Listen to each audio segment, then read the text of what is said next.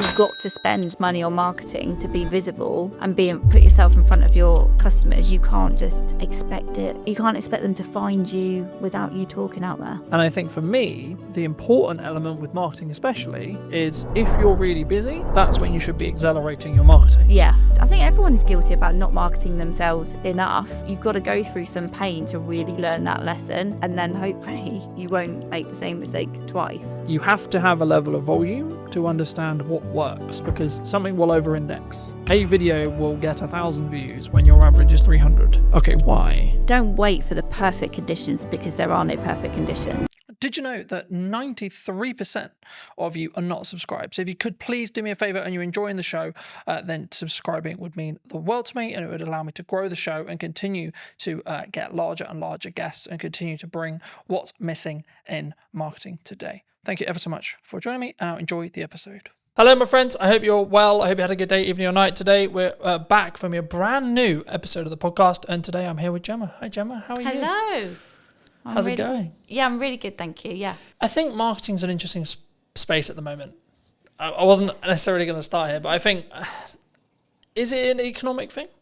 Are people struggling to think, well, I've got to cut some corners, or I've got to maybe look at the ROI, or I've got to... I think we... To keep things afloat? Is that what you're feeling at the moment? I think it's definitely part of the influence. You know, people have to think about where their budget's going and be smarter with it. I think if businesses are still constantly searching for the hack or the quick wins, then that's where it gets really difficult, I think, for me as a marketer selling to clients. Because, yeah, if they think there is a shortcut or there is a quicker way, and especially the space that I work with being B2B, and it is that longer buyer journey, it isn't, there are no hacks or quick wins. It's not about being in a consumer space where you can use sales tactics to get the sales quicker. So yes, partly the economy is having an influence, like especially businesses where they've got lots of employees. They've had the impact of the national insurance contributions in April, so that has hit their bottom line. But it can't always be the excuse, I'd say.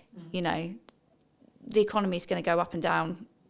Look at all the things that have happened in the last 5 years that people did not see coming. So it can't be used as an excuse. You've still got to spend money on marketing to be visible and put yourself in front of your customers. You can't just expect it.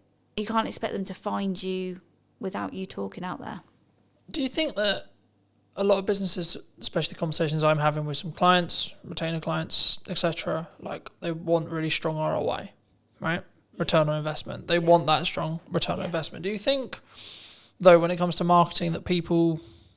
Because I'm seeing a world in the larger space for larger business. Now, of course, they've got more capital. They can burn it for maybe a bit longer, etc. But they're actually focusing on brand building, right? The larger space. But do you think the small business space is more driven towards strong ROI, like trackable ROI in marketing? Yes. I think ROI marketing it's people sometimes feel it's a bit of a dark art, you know, and it's difficult to be able to go, yes, I did this particular piece of marketing and it resulted in X. That it doesn't always work like that. The clients I work with, I help them with marketing across a number of channels, because ultimately activity in silos does achieve so much, but it's the bigger picture and how it all works together. Yeah. That's where you gather the momentum, and that's where you start to see the results. Do you think, let's play a theoretical scenario, let's say I do 4 different things in marketing, one thing maybe the podcast is an example, and I've seen my revenue go up by 20-30% in that time, let's say, but I can't directly track it because the client hasn't said categorically, oh, it's because I watched your podcast that I've hired you. Is that still because of the podcast though? Like, could I look at it that way, and could I, from an analytical point of view, when a client or me or you or etc., we look at our spend and we go, okay, well, I'm outputting these things, right, and my revenue has jumped this way. I've had a change in revenue, whether it's 10%, 20%, 30%, whatever it is. And what did I do before that change? That's how I look at it personally. But is that how you look with clients? Is it you say, well, okay, well, we did these things, and then the maybe not the direct outcome, e.g. the trackable thing, but the byproduct was you're consistently, across months, not a week, etc. But like across months, you're up 10%, 20%, 30%, etc. Yeah. Do you think? Yeah, definitely. It all works together, and the thing, especially with B2B and the longer buyer journey, is that they might remember like the last engagement they had with your marketing, and then that, when you fill in the surveys online or something, how did you hear from us? You might then, you'll legitimately put the last thing you remember, but it will be because of the influence of all the other engagements that you've had. So it might be that they go, oh yeah, the most recent thing I saw was one of your podcasts. That's how I heard about you, or that's made me want to buy from you. But, whether you want to get down to the granular detail and kind of attribute 50% to the podcast because it was the last thing that they saw, but actually they were also on your email list, and maybe you give that 30% of the credit. It depends how you want to analyze it and get into the detail. But ultimately, everything will have a weighting, and it's good that you've obviously gone, right, before this point I wasn't doing this, but after this point where I've seen bigger engagement and bigger sales revenue after, because I've done this, you can kind of logically go, that's because of the podcast. I think for me, like, especially in marketing, especially in content, you have to continue to adapt, to continue to test. I'm sure we'll get into that in a minute, but for me, I would just look at it as a kind of a binary set of actions. So I do a set of things in marketing. What is then the outcome, either in my number of views, etc., tangible target there, or revenue, right, or both. And I think for me, sometimes people, especially maybe starting out businesses or maybe, I was going to say maybe slightly older businesses, but not even necessarily older, but I think businesses as a whole, sometimes we don't understand that marketing is the journey to the sales conversation, and then the sales, when it happens, gets all the credit. Oh God, yeah. So it's like, oh, it was an amazing funnel and amazing client journey and this and this and this, but actually the salesperson who closed it is the one that gets all the hooray. Absolutely. Because they're the one that's tangibly tied to the revenue. Yeah. What would you say to businesses, people listening maybe who are in that boat? And should they just focus on the sales side of it? Like, oh, that salesperson did a really good job because they signed the X. Yeah. I mean, God, sales and marketing have had a crazy relationship over the years, haven't they? So they have to work together, because, yes, sales will ultimately get the glory of converting that prospect into a client, but it won't have happened because that prospect won't have got to the point of needing a proposal or, having a sales conversation without all the effort that marketing has done to warm them up, to build up the knowledge of the brand, to build up the trust, to build up the credibility. Sales can't do that in their kind of one hit, I'm going to tell you about features and benefits, or whatever the conversation goes like. So yes, they might get the credit at the end, but unless they work together, and it's the same, like marketing can do so much to get a prospect to the point of wanting to buy and convert. You still need to have a sales message and a sales process to get them over the line and get the revenue in. So they can't work one without the other. They have to work together. But yeah, you'll always come across organisations that kind of weights slightly more to marketing, slightly more to sales. But, marketing has to think about what happens at the point of sale, and making sure that they're not going to get the sales team kind of go, these marketing leads are rubbish, and actually it's because marketing has done so much, but then the salesperson is missing a piece of information that they didn't tell us that they needed. You've got to get them to work together. Got to get them in the same room. I see them in it. Well, there's two analogies I could use here. One, like marketing and sales is a dance, right? You can't have one without the other. But also, number two, I think that your marketing is like up or downstream, depending on which one you're looking at in regards to either sales or marketing, in correspondence to what then you get in 3 months' time. That's how I look at it. And I say, well, the actions I'm doing now, the actions I'm doing today, they won't have ROI today, but they will have ROI in 3 months, 6 months, or 12 months. Yeah. And when you're in a position where you can spend that little bit more on your marketing, maybe that's this month, and then maybe you have to pull back next month, or etc. Or actually you're in a really strong year, you should be pushing brand, you should be pushing marketing as much as you can, and investing where you can. So making the upgrades where you need to, making the, for me, buying a new camera, buying a new lens, buying a new microphone, etc. That's then going to pay the rewards when things are harder, because I can lean into those changes and use them as maybe selling opportunities or selling reasons, right, in my marketing that will then trickle down into the reason why people made decisions. But have you always wanted to work in marketing? Have you always done marketing? Like, how did you get sat in front of me today? Yeah, I knew exactly the career I wanted to take. I knew I wanted to work in business. I knew I wanted to work in communications. So I've kind of been your standard student who did GCSEs, A-levels, did a marketing degree, and went into a marketing agency. Just because that's the path I knew I've wanted to take. Never did I think I would actually run my own business. That kind of came over the last few years. I was always happy working for somebody else, working part of a marketing team. I was always, I didn't foresee the kind of the change. Why did you go freelance? Because some people are forced into it. Right? Yeah, no, they're I wasn't. Oh, I'm good. Yeah. I'm in an agency, and then suddenly the dreaded redundancy call comes. Yeah, I wanted to do a bit more marketing. It was for me. So I'd had my son, and I'd sort of lost a bit of my work identity. So I started to do a bit of freelancing on the side, not in the freelancing that I do now. But then COVID actually gave me a really good opportunity, because I was at home. I could do loads of online networking. I could meet loads more people.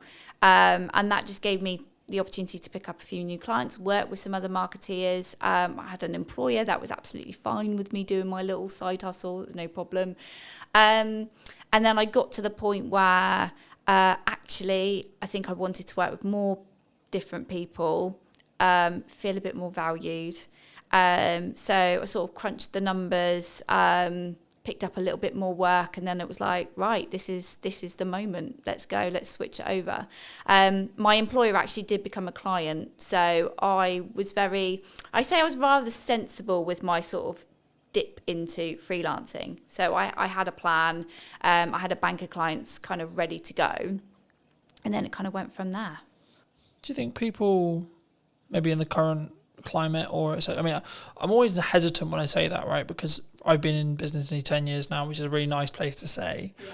But also, I'm also aware that I've now got a bank of knowledge in my head, which is like, well, there was that thing 4 years ago, there was that thing 3 years ago, then we had COVID, so I try to be nice and try to lead with empathy when people are like, it's really hard, I'm struggling, the economy's hard, but I'm like, there's always going to be something. Always going to be, the government's doing this, geopolitics is doing this, etc. So I think for me personally, I always focus on my inner work in respect to A, how's my client delivery, B, what's my marketing, and C, how much is where is my pipeline, where's my cash reserve, etc., things like that. And I think for me, the yardstick I always use, and I've been thinking about this like a lot over the weekend, it's like the problems I'm now trying to fix are drastically different to where they were a year ago. So for me, that's clear growth metric. Yeah. Because I'm trying to fix larger problems. I've got more, whether that's financial problems or delivery problems or etc. You always have problems, I think, in my view. Yeah. To I guess to phrase it into a question, people who are maybe looking at the economy as, should I maybe pack in what I'm doing and then go get a job? Or the other way, and saying, actually, well, maybe I'm a little bit concerned about my job security. Maybe I'm seeing redundancy in the next 6 months, either because their company's actually said that's going to happen, or they just have kind of a gut feeling that's like, I would feel more secure if I had something else. What would you, is now a good time, would you say? Any time is a good, any time. Like, don't wait for the perfect conditions, because there are no perfect conditions.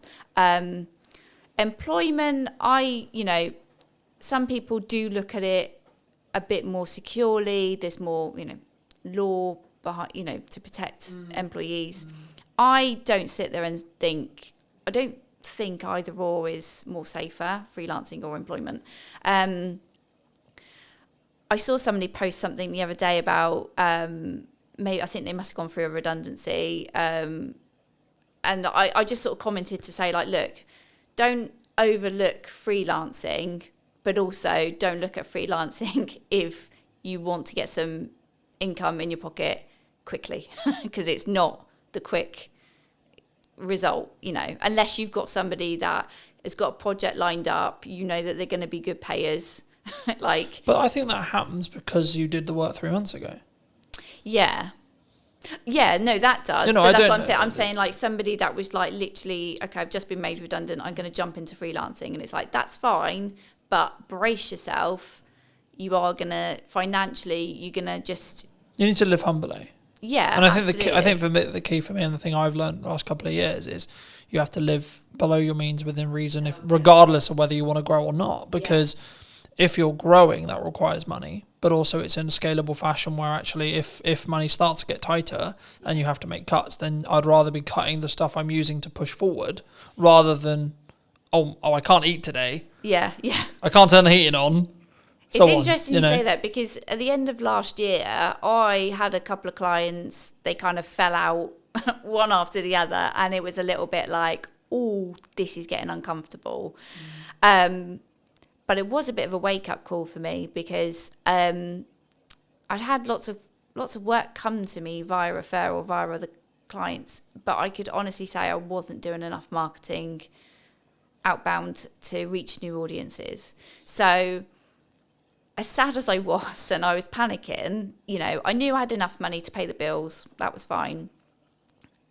But I decided to invest in myself a lot more. So I invested in a bit more coaching. I invested in some other kind of support marketing communities where I was going to meet other marketeers, learn from them, possibly grow my network and find other people to work with. And it was absolutely the best thing I've done. So it's scary to spend money when you know your income is reducing, but sometimes you have got to do that.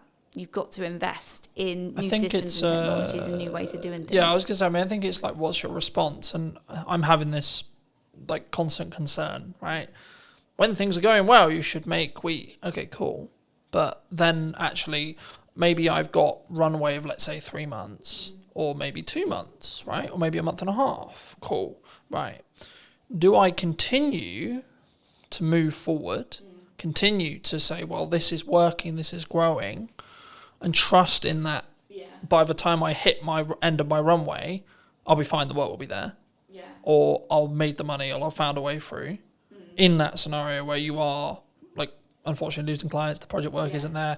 We're recording this. This will be going out probably nearly October, but we're recording this in the middle of the summer holidays, where I naturally know there's going to be a lower demand for stuff happening, which is understandable to an extent, because kids are home, things are harder, people are working less, people are enjoying either holidays or time with their kids, etc., which is completely understandable. But also I'm like, okay, when I looked at my financial plan, I was like, okay, I need to kind of plan as if there's not going to be any project work for the next 6 weeks-ish. Yeah. I guess to phrase it into a question, what's your response? It sounds like it's like lean into growth and lean into investing. Or have you always been that way? Or do you sometimes feel like maybe you should have pulled back on costs and gone, actually, I can live on this for 3 months now?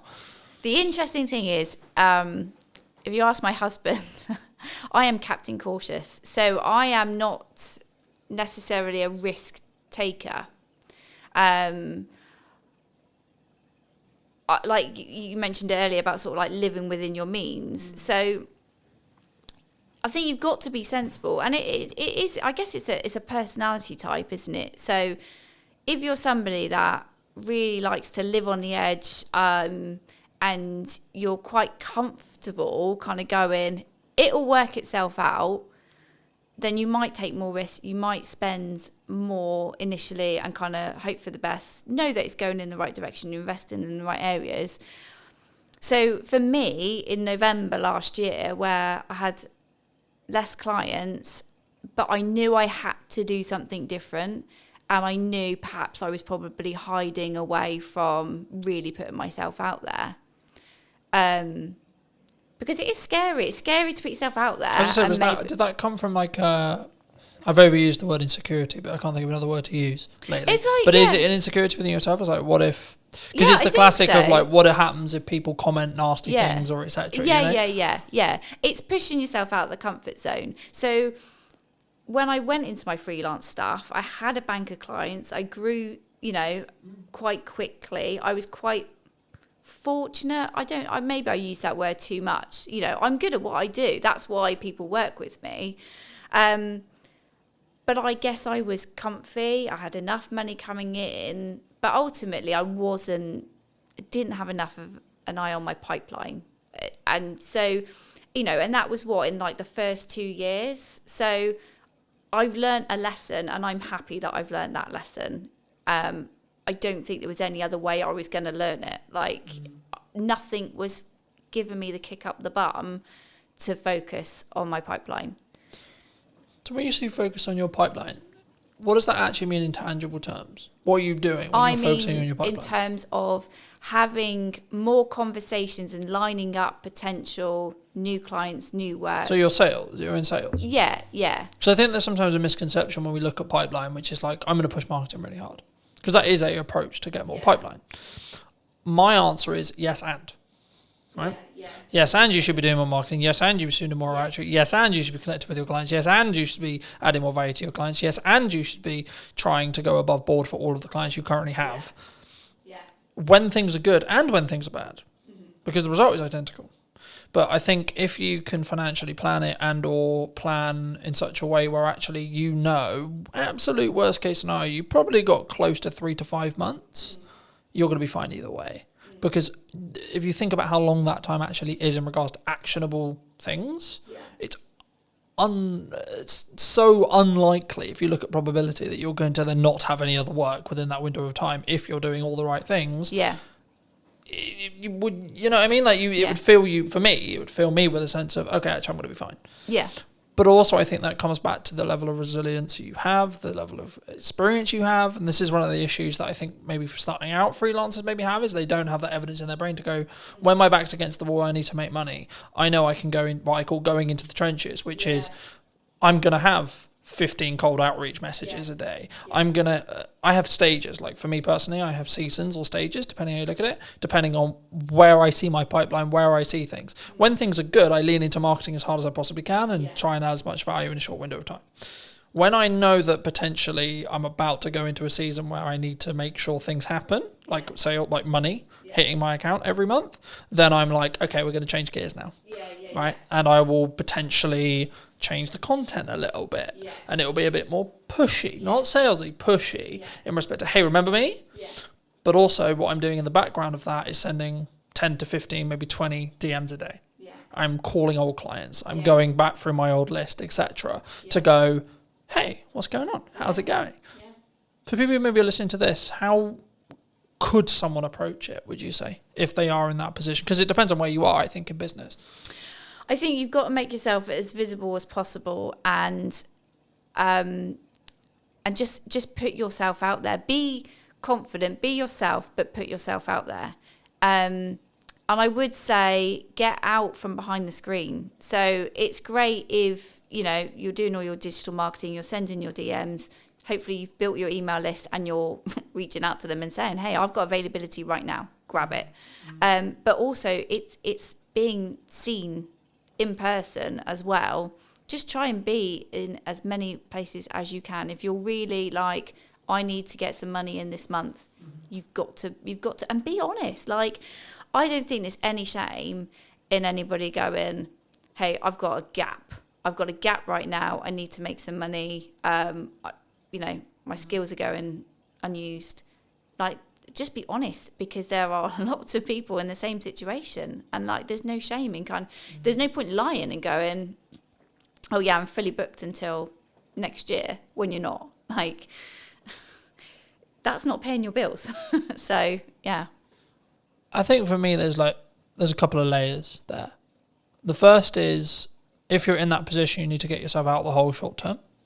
Yeah. Second position, you need to take the lessons that you got where you got there. Yeah. And thirdly, you need to then understand that actually, even in a year's time, when you've taken the lessons and when you've moved forward and when you've done the money management, and I keep leaning back to money management because that in crux is what will fix the problem long term. When you make money, stash some away. Yeah. When you make money, stash some away. When you make money, so on. And that can, there's loads of ways you can do that. But I think for me, the key is to understand that once you do that, you're then thinking longer term time horizon, but you still have problems. Yeah. I might lose some of my retainer clients tomorrow. I might not. Right? Cool. But what am I doing to potentially get 2 more? Yeah. Constantly. Absolutely. Yeah. So I think sometimes, I'll phrase it as a question. Do you think marketers can get complacent sometimes? Things are great. Things are good. I think we can. I think anybody can in their role. And I think people have different fears at different times. So the whole thing when you said there about you've got enough work, but you're always thinking about trying to get 2 more. I've definitely had the fear of, well, if I put myself out there too much, what if there's loads of people that want to work with me and I can't work with all of them? And I'm not necessarily, for me personally right now, I'm not interested in growing an agency. I might have thought that last year, but this year it's like, who cares? If I end up with that problem, I'll find a solution when it comes.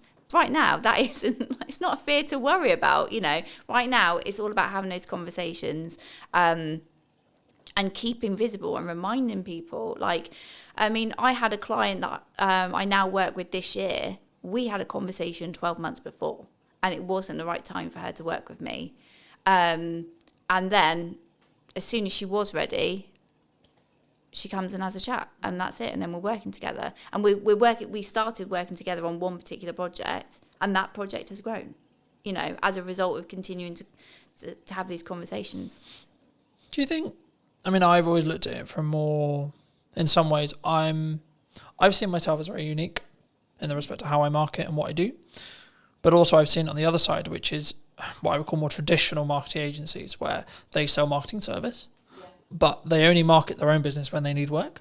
Yeah. And I think that's backwards, personally. Yeah. I think regardless of whether you're busy, regardless of whether you're not, you should be leading with your best foot forward as a marketing agency, if it's what you sell, right? Or a videographer, you should be posting your best content for you.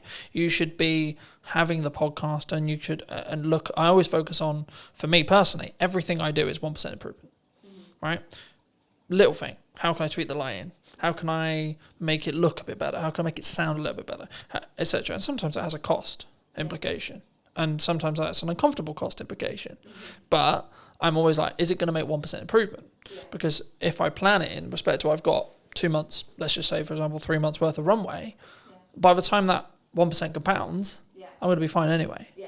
Regardless of what happens with it. I could lose, touch wood, that won't happen, but I could lose all of my clients as today, and actually I'll still be fine in 3 months because of the compounding effect. Yeah.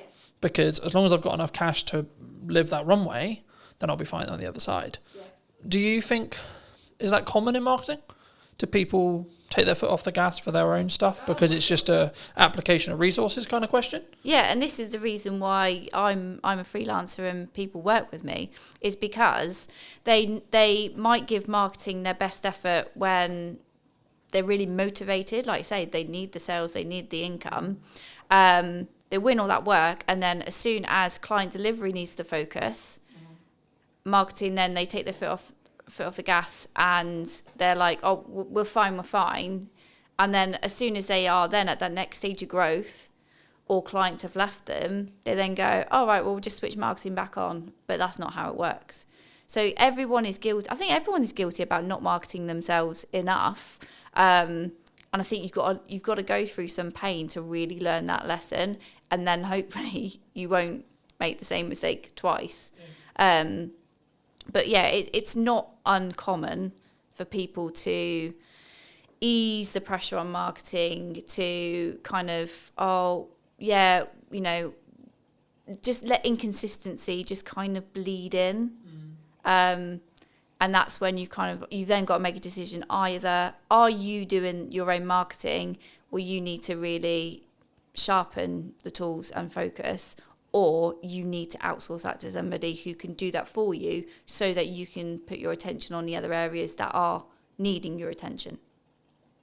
From a tactics side of marketing, we talked a lot of psychology, we talked about like, should you do it, should you not do it? But from a tactics point of view, what do you think's missing right now? What do you think people are maybe not doing that they should be?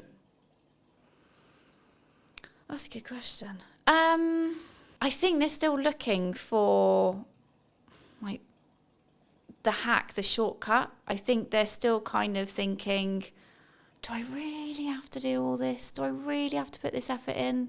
And the answer is yes. So if the business owner, the director doesn't want to, if you're not interested in marketing, if you're not good at marketing, don't do it. Give it to somebody who can. And I will always say to anybody, if they're not in a financial place to outsource, when you are marketing, think about something that you enjoy and that you're going to be able to be consistent with. Don't sit there and go, right, I'm going to post on social media every day. If one, you don't like it, two, you're not going to be there to engage afterwards, and three, you're not actually going to be able to commit to that, because it's just that you make yourself feel like crap. As soon as you don't post that one day, you beat yourself up over it. Find the joy in the work that you do, and if marketing isn't where you find the joy, don't do it. I think it's also a context thing.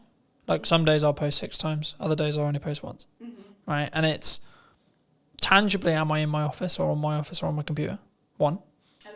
2, where am I with client delivery? Do I need to focus for a third of the day on client delivery? Yeah. And I can only put out 1 clip of the podcast, etc. But for me, the key is being consistent, so that if you averaged it, it would be 3 a day. Okay. Let's say for me. And I say that and people go, 3 a day, that's insane.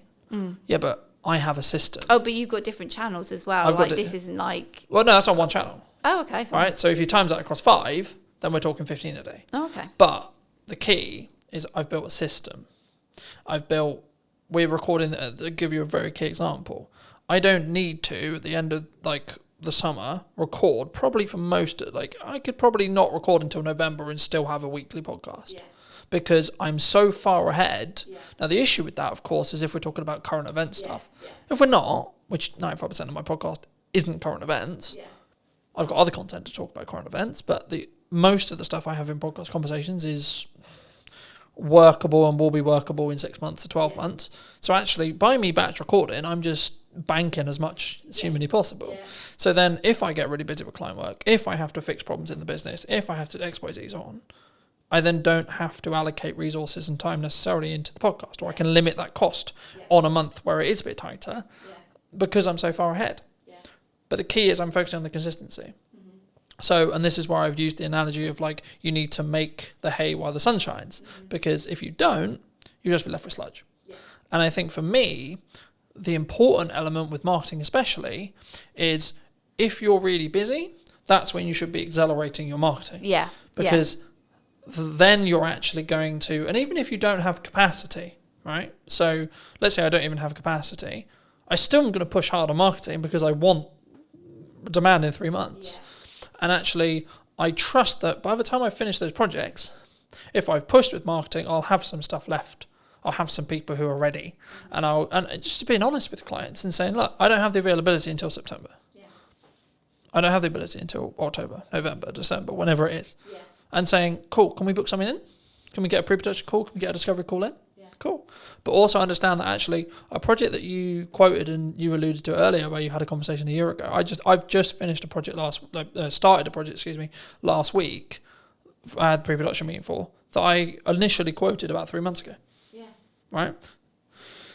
And I was like, at the time, maybe it's wrong time, maybe they're not ready, etc., etc. I was like, okay, maybe it won't come through, maybe it will. But then I got a call 2 weeks ago saying, hey, Cotton, we're ready to move forward. Fabulous, wonderful, right? And I think for me, if I had, perhaps, I haven't asked them yet, but perhaps if I had stopped marketing, they wouldn't have been constantly reminded that I existed. That you're around, that we've got that project there. Yeah. And the same with a handful of other clients who are like, yeah, we really want to do something, but we're not quite sure what we want to do yet. And I think that's the key sometimes. And I think that's why when people maybe don't look, maybe they fall off their consistency. And I think the reason why the podcasts are very different this series than it was last series was I was in that boat of I'm trying to do too many things and not doing them well enough. So I'm very focused on 2 channels for the time being, which is podcast and my event promotion for my event in September. And by the time this come out, the event will probably have finished, and then it'll be about marketing the next event. But anyway, the crux, I guess, from a tactics point of view is what role do you see? Like, what do you value right now for your marketing or for clients? Is it written word? Is it audio? Is it podcasting? Is it video? Is it user-generated content? Like, what do you think's working?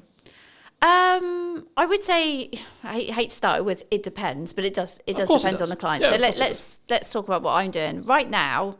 Obviously, we're having this conversation because I invested in some video content a few months ago. So that, absolutely, I am like you championing investing in video to have another format of delivering your message to your audience. It's great. And it can be used in so many places. So it's, it is an investment, but it's a worthwhile.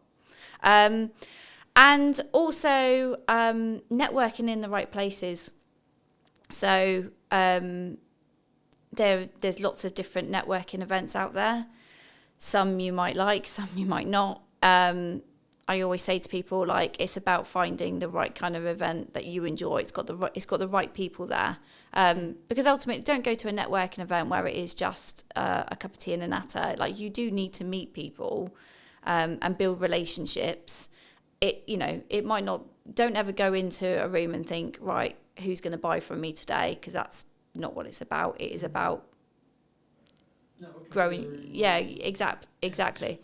Yeah, but so for me, it's been and remaining consistent on LinkedIn and not wondering what the hell the algorithm's doing, and sharing posts from 3 to 4 weeks ago. Yeah, I find it really interesting when people go, "Oh, the algorithm shadow banned me." Right, I'm a handful of chapters into Gary Vaynerchuk's new book. Well, it's not new now, but it's new for me. Day Trading Attention, and he talks a lot about. No, your content's just not very good. Yeah. Hard love, right? But the reality is actually through posting a huge amount, you know what works. And you can gain customer insights through that. And you can gain what's working for your market through that. And I think that's the key there. I think it's, my next question was going to be about volume, but like the simple takeaway I have is you have to have a level of volume to understand what works, because something will over-index. A video will get 1,000 views when your average is 300. Okay, why? But then if you do that consistently and you keep learning, then your average will become 700. Okay, cool. But then what happens when something gets 1,600 views? Then what is it about? Then when you analyse, what was that hook? What was that this, etc. Do you think people struggle with the volume? Maybe they see someone like me who posts a lot, right? And they go, I can't possibly do that, so I'm not going to bother. I think people are overwhelmed, and I think when you're feeling overwhelmed, you then procrastinate and then you just don't do anything. So I think that's when you've got to have a strategy. You've got to bring it back to what your goals are, what you're looking to achieve, and then utilize someone like me who can kind of say, like, look, if we can do this one thing, so let's say invest in video, these are all the things that we can do with the content from that video, not just the physical video itself. And these are all the places we can put it. And it's not about constantly thinking about new ideas and new things to say. It's taking one piece of content and repurposing it and making it relevant for the different channels. That's where you get your visibility is amplified, but your effort is, you haven't had to invest less than it could have been. Exactly. So I think people do panic and feel overwhelmed, and then that's when they just don't make a decision. And that's where you do need an expert then to kind of say, like, look, it's not, you don't have to be overwhelmed. This is the plan. This is what we're going to do. This is how it's going to be used. But ultimately, you just need to sit in front of me for 45 minutes and talk about what you do. Yeah. Easy. Where does AI fit into this? Because a lot of people are scared about it, right? People think they're going to take their jobs. Yeah. They're going to be out of a job. The robot's going to take over the world. Yeah. What do you think? AI is a tool. There are all tools to help you be more efficient, but ultimately they can't replace human creativity. I've heard some people, talk about, AI is for lazy people. It's like, it's not. If you want to use AI correctly, you've got to invest the time. You've got to invest the time in understanding how these tools work and how you get the most out of them. And that is not just by going, chat GPT, please write me a blog about X, and taking that and posting it. Like, no. It's a bit like, I don't know, I was thinking about this today. Like a sat nav, okay? So a sat nav is a tool that tells you how to get from A to B. It's really great if you have no idea, but also you could work out using a map yourself, but it takes a little bit of the thinking time away from it. But you might also just want to go for a drive and enjoy whatever route you decide to take that day. So it's not, AI isn't there to replace what people do. And I think businesses that are looking at AI and going, I don't need to hire a copywriter, I don't need to hire a videographer, or I don't need a person to do something because I've got a tool, you're kind of missing a point there. If you're looking at it just from a cost perspective, you'll learn a lesson very quickly that basically what you've turned out is a load of rubbish. I think from my point of view at least, right? I think for me, it's understanding what tool is best for the job. And the analogy I've started using used to be, you don't want to necessarily put up shelves with a hammer, right? But actually, it's actually more, I think now, you want to sharpen the knife before you use it. AI can help you sharpen the knife, but you still want to be the one using it. And I think for me, the key, I guess, in that is actually, and this is where I think the trend sort of shifted originally, because originally it was, we're all going to be out of jobs because of AI. I think in reality, which I agree with, which is where the trend went, which was people who utilize AI as a tool are going to output more, be more efficient and be better than someone who doesn't. So in turn, it's human v human again, right? Yeah. And I don't like saying human v human because it implies that everyone's a competitor, sure.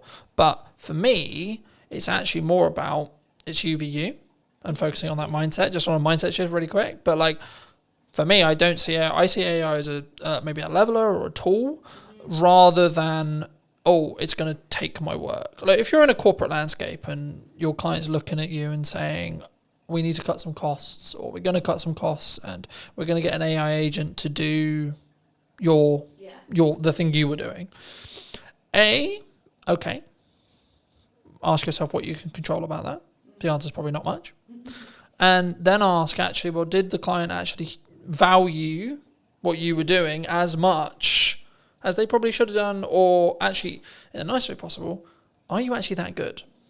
Are you actually better than a computer? Yeah. Right? And that's harder one to ask ourselves, I think, because we then have to be vulnerable with ourselves. We have to say, hold on, shit, I might not be. Yeah. Right? Do you think you're better than a computer? Yeah.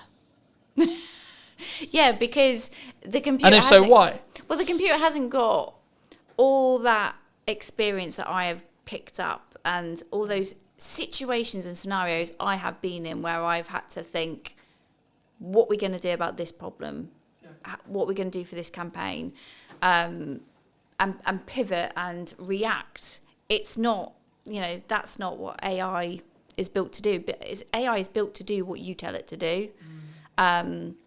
So, like you, I use it as an assistant, and it's an opportunity really, because if AI can do some of the heavy lifting in your job, in the work that you create, if it can do some of the stuff and save you time, you then go, I've got more time, what can I do with it?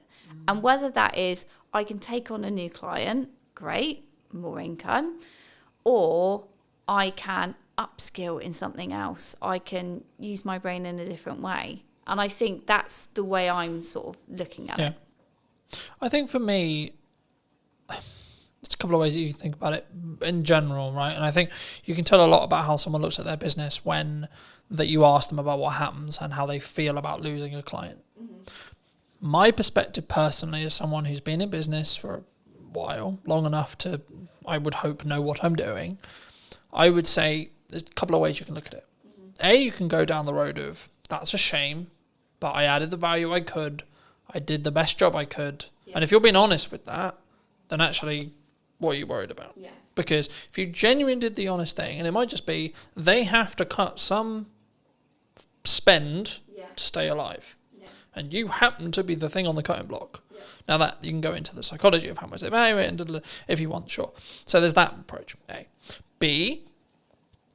Cool, I've got that time back. Yeah, maybe I don't have the income, but I got that time back. So now it's, how do I utilize that time? Because what we talk about a lot of the time when it comes to ROI or return on investment is return on money.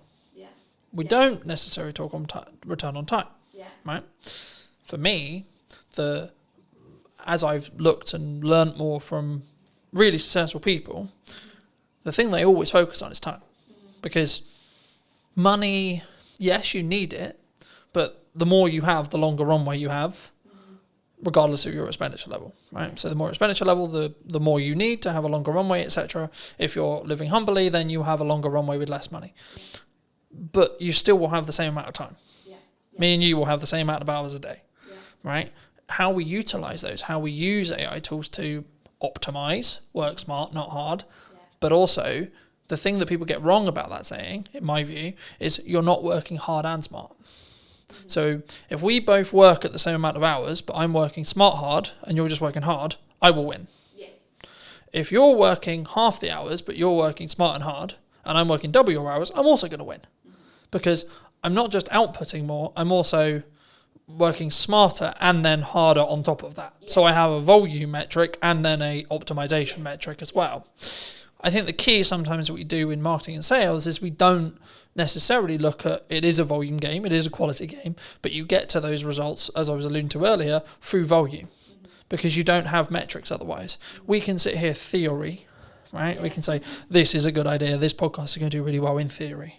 Or I can tell you, I know it's going to do well because the last 15 episodes have had consistent growth of 2%.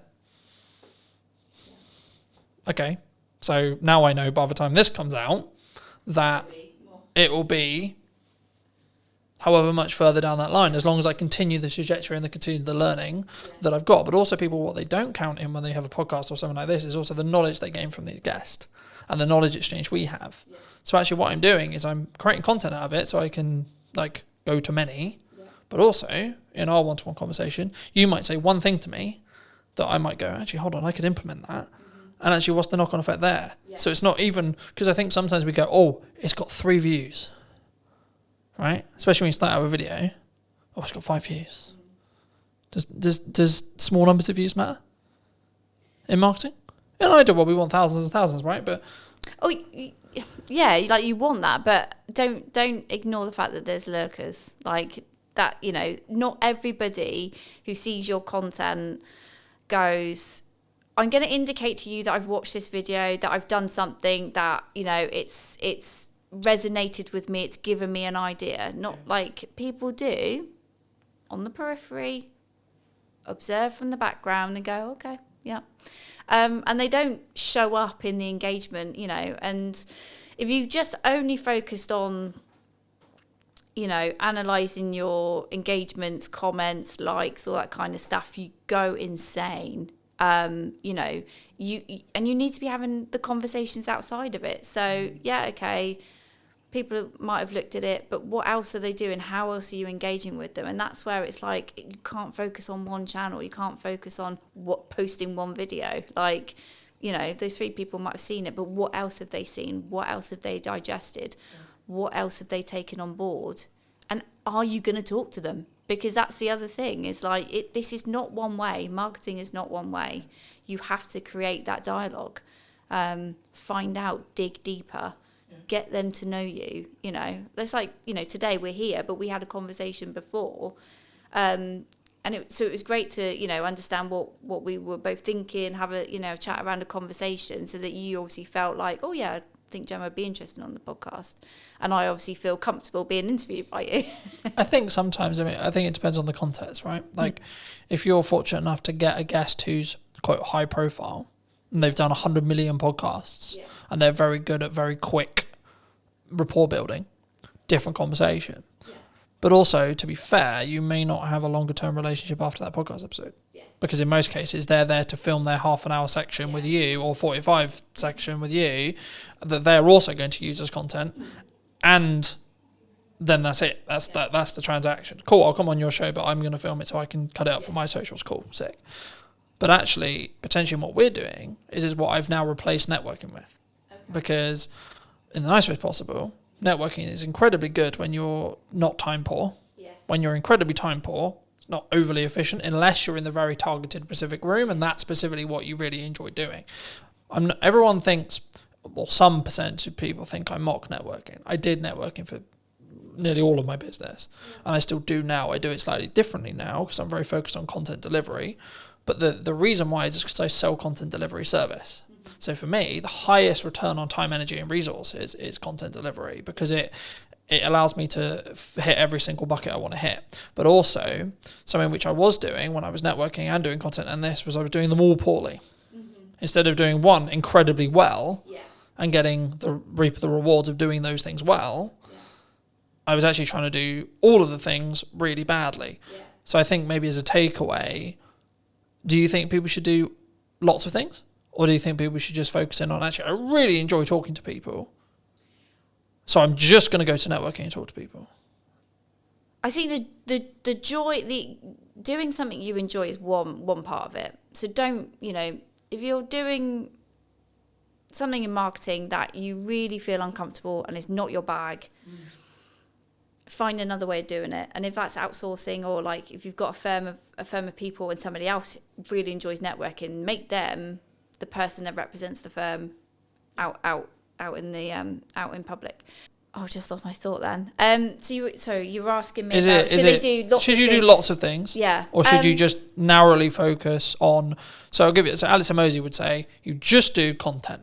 Yeah. You just do ads. You just do networking. You pick one, and because you have either decision fatigue or optimization fatigue or etc. or performance fatigue in when you're trying to pivot from I'm going to do content, then go do networking, then go do this, then.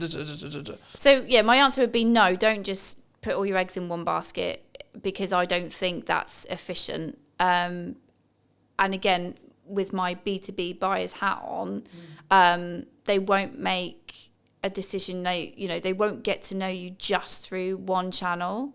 So you need to be in other places of where your prospects are going to be. You need to, because they need to hear from you directly, but also they need to hear from other people that have worked with you to kind of, you get that stronger credibility, and it's built up quicker when they can hear from a third party who might be a client or might be an advocate, to hear what it's like to work with you. And then to really kind of think, okay, this is a company I think I want to engage with a bit further. So I would always say, like, no, you can't just focus on one area and ignore everything else. But if you've got limited time, budget, resources, you've really got to go back to, well, why are you doing this? What are your goals? What are you looking to achieve? And you've got to be really critical and say, okay, I want to grow the brand. Okay, I'm going to focus on these activities. But if it comes back down to a goal, then you've got to focus, and then you've got a reason to help you make a decision. Like, decision fatigue happens when you probably don't really know what you're trying to achieve. I also think we don't give ourselves the time window. So I was alluding to it earlier. For the next 3-ish months, but just under 3 months, I've got 2 focuses. Podcast, event. That's it. Yeah. Nothing else. Everything I do is in one of those 2 buckets. Yeah. The byproduct of me doing that is I'll probably win more production work, I'll probably win more marketing work. Cool. But the main 2 content focuses is those 2 areas. Yeah. Now, after the event, when there's a bit of downtime between the event, I might add another one for 3 months. Yeah. But the thing I did potentially poorly in the past, and why my marketing didn't reap the rewards I wanted it to, was because I was constantly pivoting and adapting and changing what I was doing all the time, so I didn't commit to anything, which showed a sign to the market, if I'm really looking into it, that I didn't necessarily believe in what I was doing necessarily, but also I wasn't getting good enough at it through that 1% improvement consistently, right? So I think, to be honest, if we have another conversation in a year, I would hope that one of the channels I'm still consistently focusing on is podcast, because it's something I've committed to doing for the long term, not for the short term, because of the way I'm investing in it, because of the way I'm utilizing it, because of the way I'm testing it. It will reap the rewards in a window of time, either 6 months or 12, but I don't need it to reap the rewards now either, all right? But for those who maybe enjoyed this conversation, who want to connect with you, see some of your content, see some of the video content you alluded to, etc., where's best for people to connect with you? Find me on LinkedIn.